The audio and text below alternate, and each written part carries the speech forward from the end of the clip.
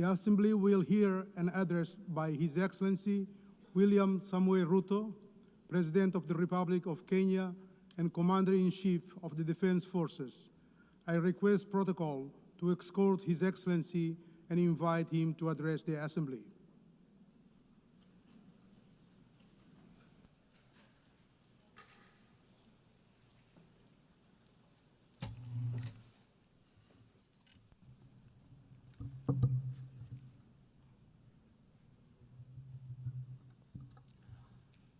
Madam President, the President of the 88th session of the UN General Assembly, Madam Annalena Baerbock, Secretary General of the United Nations, Antonio Guterres, Excellencies, Heads of State and Government, distinguished delegates, ladies and gentlemen. I congratulate you, Madam President, on your election to preside over the 80th session of the UN General Assembly. Madam President, you can count on Kenya's full support throughout your tenure as you steer the Assembly into the future. Ladies and gentlemen, 8 years ago, in the aftermath of the unprecedented global destruction and devastating war, the international community came together in hope. They created this organization, the United Nations, as a shield against the horrors of war, as a platform for dialogue, and as a bridge to a better, fairer, more secure global community. What is often forgotten or not mentioned today is that the United Nations grew out of the failure of the League of Nations that existed between 1919 and 1945. The League of Nations did not collapse for lack of good intentions or noble objectives.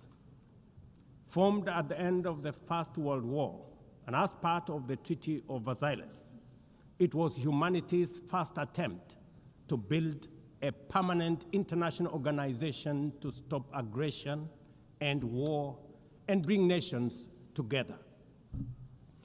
Its ambitions were to achieve collective global security, disarmament, peaceful dispute resolution, and cooperation on humanitarian and social issues. Despite these ideals, the League of Nations failed.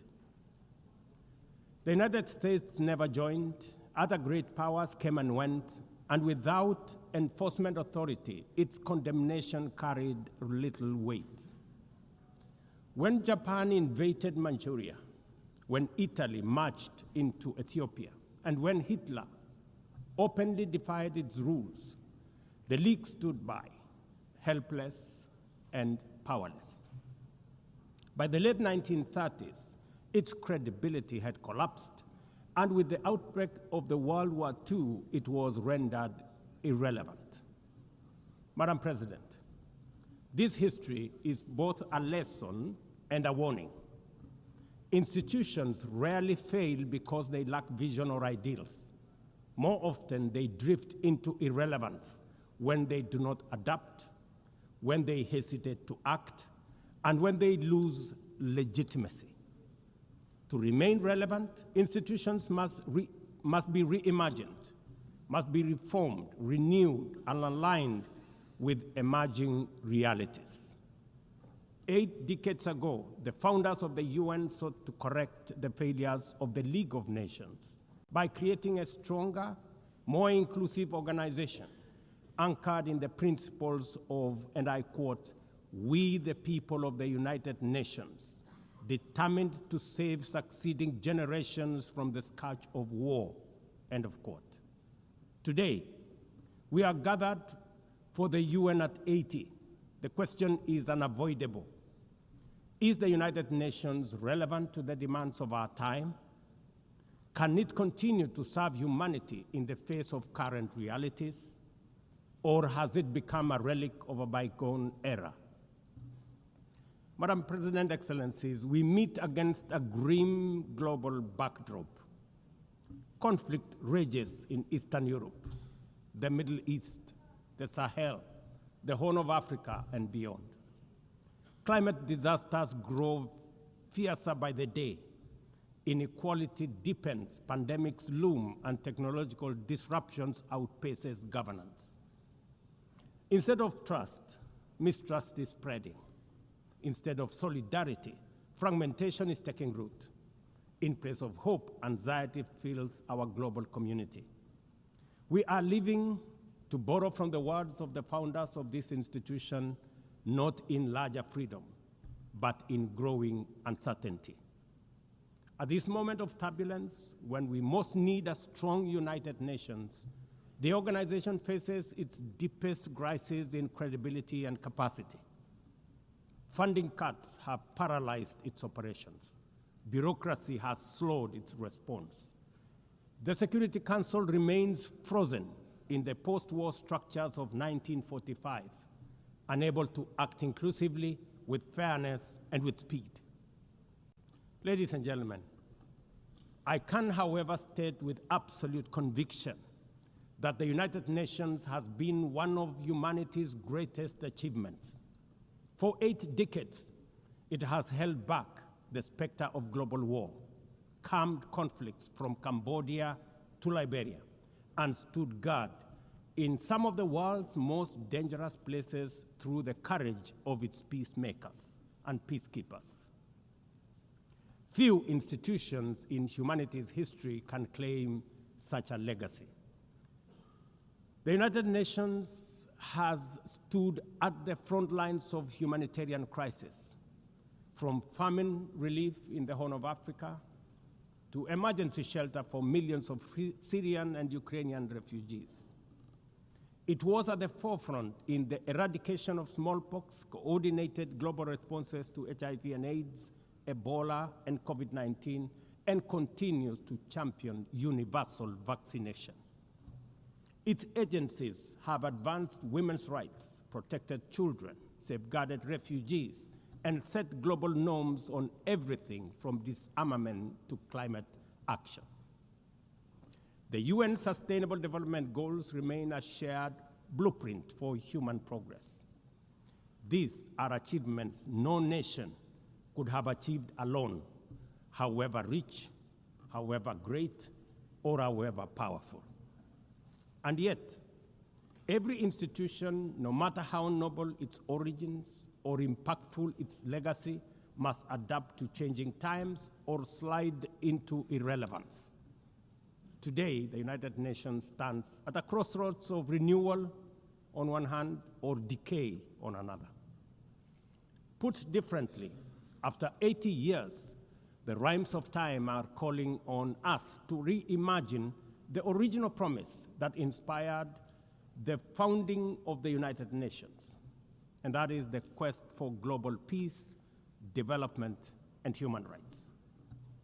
But this call must now be answered in a global context that is profoundly different from the post-war era in which the UN was conceived then.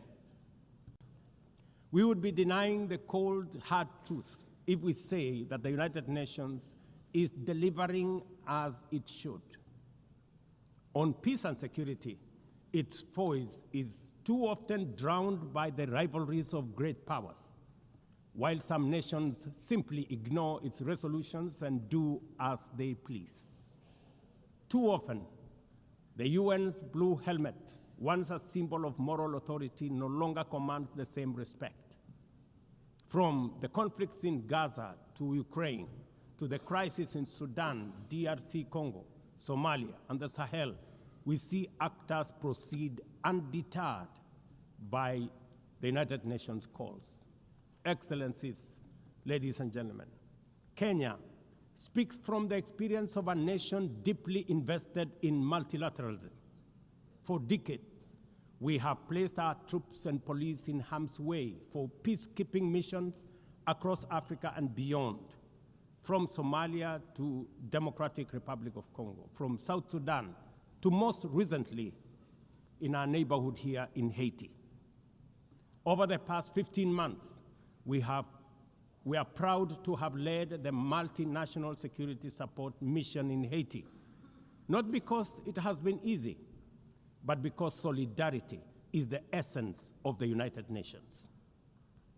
Madam President, the mandate of the MSS mission is coming to an end in a few days. As the lead nation, allow me to briefly share our experiences, the successes and the challenges, as both a cautionary tale and a living lesson about the strengths and weaknesses of the current global security governance architecture. For far too long, the people of Haiti called out to the world. Too often, their pleas were met with silence, hesitation, or half measures. Haiti became a tragic reminder of what happens when the international community looks away, prevaricates, or offers half-hearted support.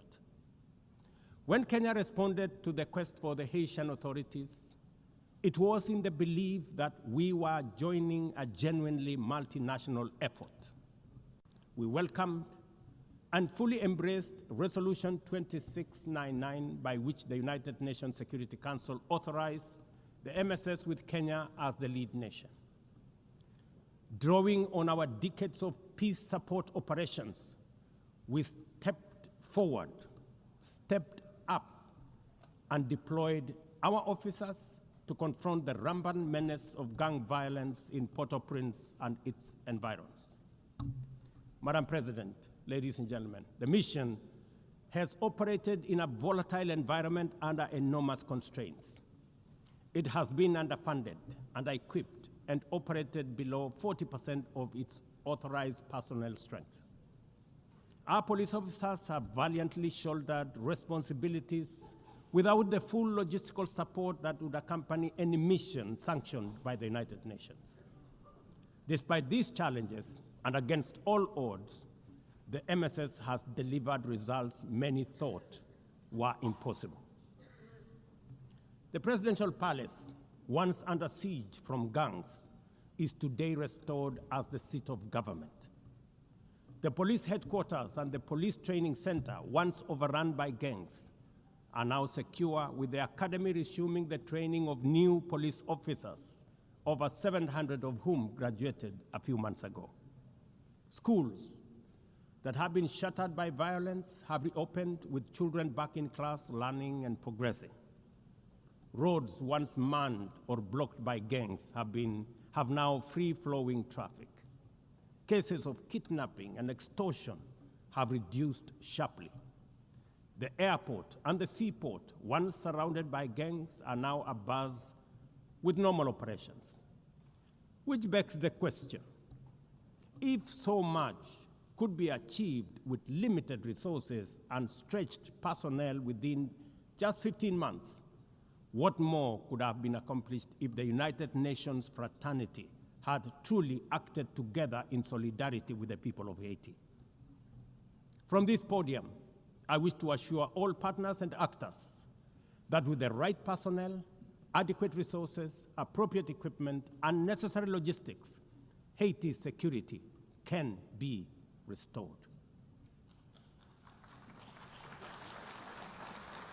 Gangs can be neutralized and the safety of streets, schools, hospitals, and homes secured.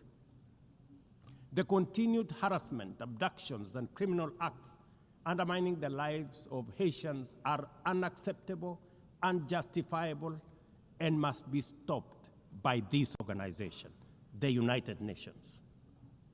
Madam President, as the UN Security Council deliberates on the next steps, we must not lose sight of the fact that the situation in Haiti demands sustained, coordinated, and undivided international attention. A careful and orderly transition from MSS is essential to consolidate the hard-won gains so far achieved.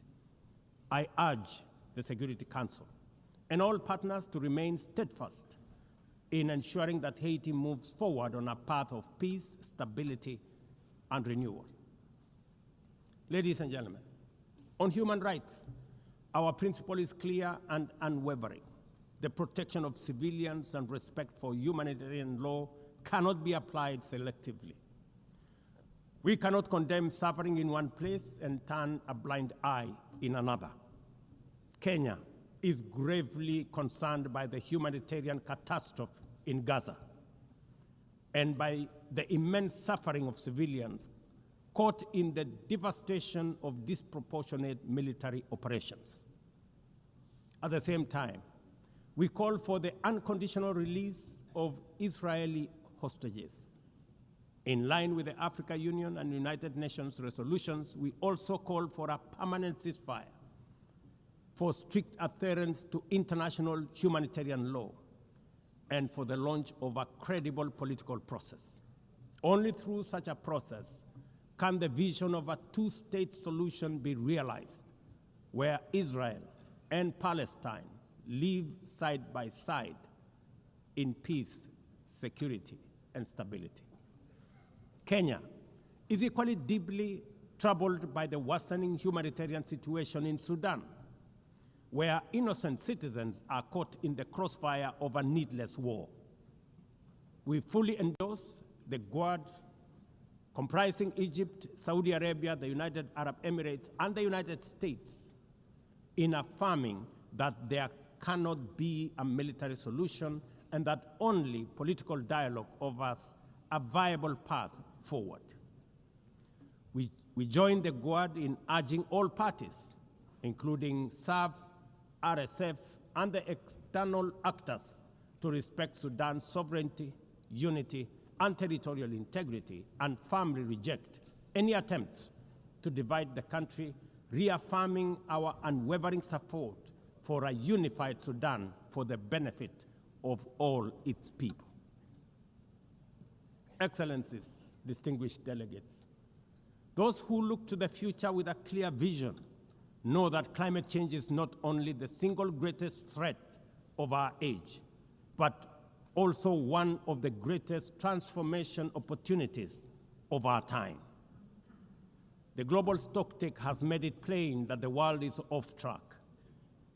Current national determined contributions are steering us towards temperature rises far beyond any safe threshold. This is the difference between survival on one hand and devastation for millions across the world on the other. Kenya and Africa are not passive victims of this crisis. We are taking bold steps showing that climate action is not only possible, but can also be the foundation for inclusive growth.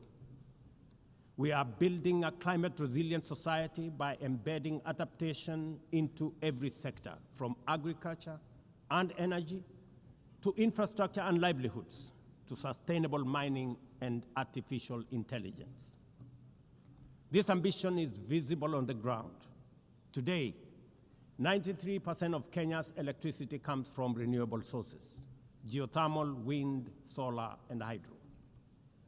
We are expanding investments in e-mobility, climate-smart agriculture, clean cooking solutions, and green manufacturing.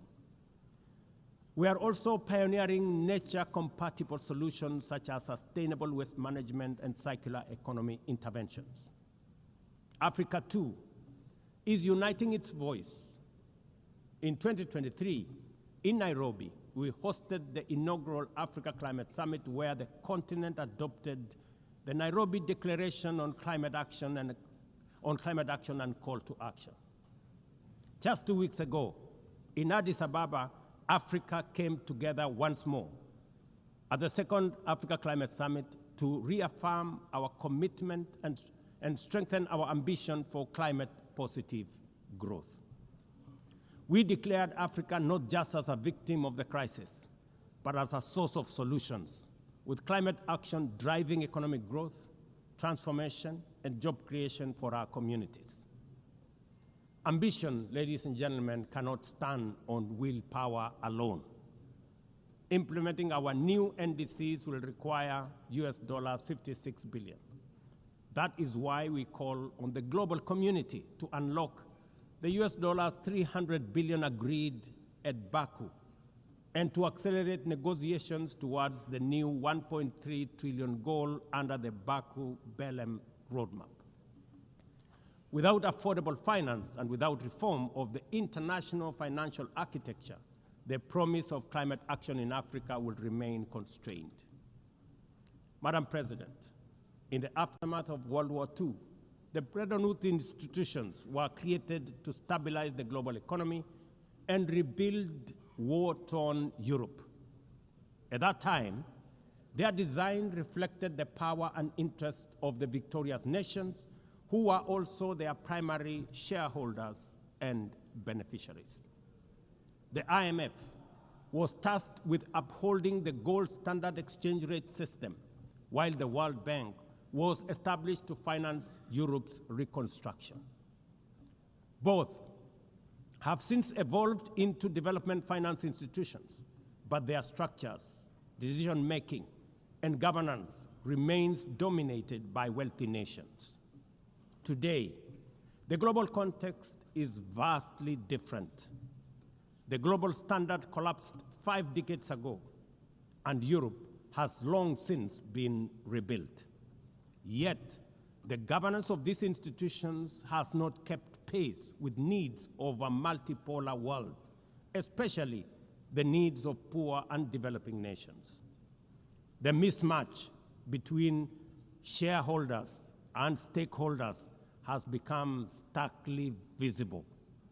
For instance, during the IMF's recent allocation of special drawing rights, 64% went to wealthy nations. Just imagine, 64%. With little need for liquidity support. They didn't need the money anyway, but they got 64%. While the poorer countries received just 2.4%. What a disconnect. The imbalance highlights how the very institutions meant to safeguard global finance stability often perpetuate inequality and instability. I have argued, and I say it again, that the current global financial architecture punishes poor countries with high interest rates and enormous conditionalities, while rewarding rich nations with lower interest rates and softer lending rates. Its rules, priorities, and allocation mechanisms consistently favor those already prosperous, while trapping vulnerable economies in cycles of debt, high borrowing costs, and inadequate access to emergency support and concessional funding. It is imperative to transform these institutions into genuinely independent, apolitical global bodies that their operations are aligned with their global mandate.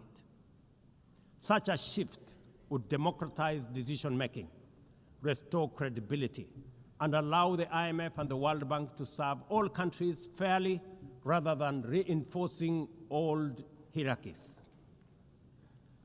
But Africa is not merely waiting for external prescriptions. We are taking bold and deliberate steps to strengthen our financial independence, safeguard our stability, and accelerate our development. Kenya, for instance, fully endorses the establishment of the Alliance of African Multilateral Financial Institutions, launched with the Africa Union in February 2024. This alliance brings together our homegrown banks, Afreximbank, the Africa Finance Corporation, the Trade and Development Bank, Shelter Africa Re, Africa Development Bank, Africa Trade and Investment Development Insurance, and ZEPRI, institutions that embody Africa's determination to mobilize resources, finance trade, and build resilience on our own terms. At the same time, the Africa Union is championing 3 transformative institutions: the Africa Central Bank, which will issue a single currency and free our trade from dependence on foreign money; the Africa Monetary Fund, positioned to stabilize our economies and give us true financial sovereignty; and the Africa Investment Bank, designed to mobilize resources for infrastructure, industrialization, and integration that Africa needs to rise. And to complete this vision, the Africa Credit Rating Agency, one that understands our realities, values our uniqueness, and tells our story with fairness and truth, has already been established. Excellencies, as we mark the 80th anniversary of the United Nations, Africa also marks 20 years since the Ezulwini Consensus and the Sirte Declaration, the two historic milestones that establishes the common African position on UN Security Council reforms. For 2 decades, Africa has spoken in one voice, demanding justice, equity, and representation in the highest organ of global governance. This demand, however, continues to be ignored, deferred, or endlessly debated to the detriment of both Africa and the legitimacy of the United Nations itself. You cannot claim to be the United Nations while disregarding the voice of 54 nations. It is not possible. Africa is no longer willing to wait on the margins of global governance while decisions about peace, security, and development are made without our understanding, without our perspectives, and without our voice. Africa's exclusion is not only unacceptable, unfair, and grossly unjust, it also undermines the very credibility of the United Nations, this organization. Africa dominates most of the Security Council agenda, provides some of the largest contingents of UN peacekeeping forces, and bears the heaviest costs of instability. Yet we remain the only continent without a permanent seat at the main table where decisions about our destiny are made. Africa deserves, ladies and gentlemen, at the very least, 2 permanent seats with full rights, including the right to veto, and 2 additional non-permanent seats on the United Nations Security Council.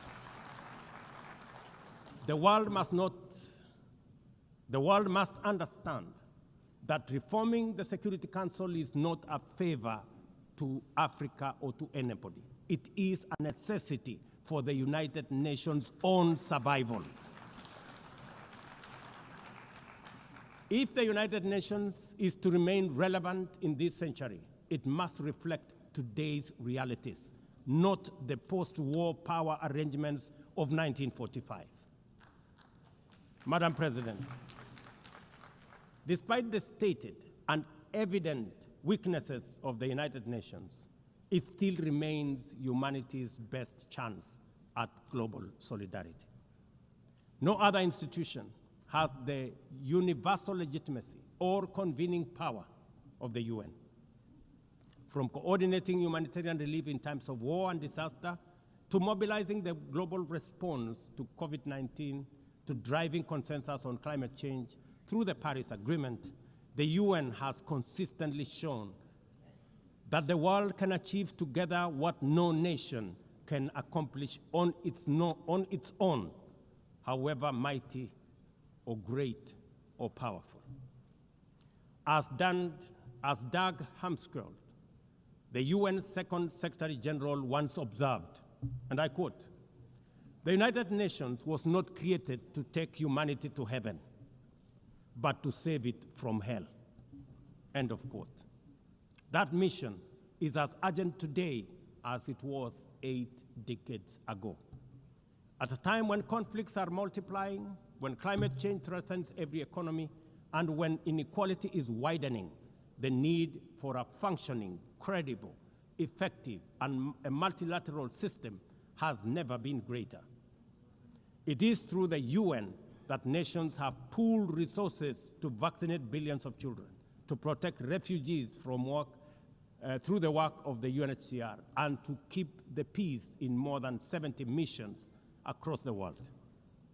Without the UN, these achievements, modest though they may sometimes seem, would not have been possible. That is why we must resist the temptation to give up on the UN or abandon it. We must make it fit for purpose, reform its structures, strengthen its mandate, and ensure its decisions reflect today's realities rather than the geopolitical map of a bygone era. As one of the hosts of the UN headquarters and the only one in the Global South, Kenya stands ready to do its part to enable the organization to go through this phase of renewal successfully as envisaged by the Secretary General under UN 80 reforms. In conclusion, Madam President, ladies and gentlemen, the 80th anniversary of the United Nations must be more than a commemoration. It must be a turning point for the organization. Let us seize this moment to reimagine and rebuild the UN into a body that commands legitimacy, responds with speed, and delivers justice for all. I thank you, and God bless you.